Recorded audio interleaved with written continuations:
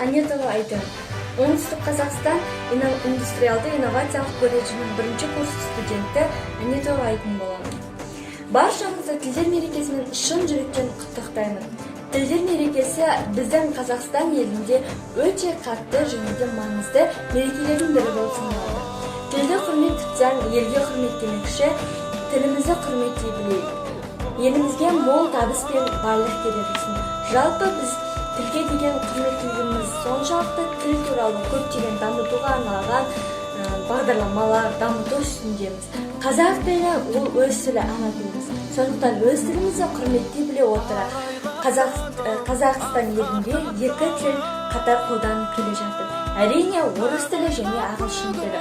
Қанша дегенмен, қанша тіл білсең де өз тіліңді құрметтей біл. Баршаңызды тілдер мерекесімен шын жүректен құттықтаймын және де өз тілдеріңізді құрметтей біліңіз. Оңтүстік Қазақстан индустриалды инновациялық колледждің бірінші курс студентімін. Есімім Сұрая. Мамандығым полимер өндірісінің технологиясы. Бүгінгі келіп жеткен сіздерді тілдер мерекесімен шын жүректен құттықтаймын. Елімізде молшылық, бірлігіміз жарасқан тату ел болуымызға бірге жетейік. Мен Оңтүстік Қазақстан индустриалды инновациялық колледждің бірінші курс студентімін. Мамандығым полимер өндірісінің технологиясы. Бүгінгі келіп жеткен Қазақстанымыздың атаулы мейрамдарының бірі тілдер мерекесімен шын жүректен құттықтаймын.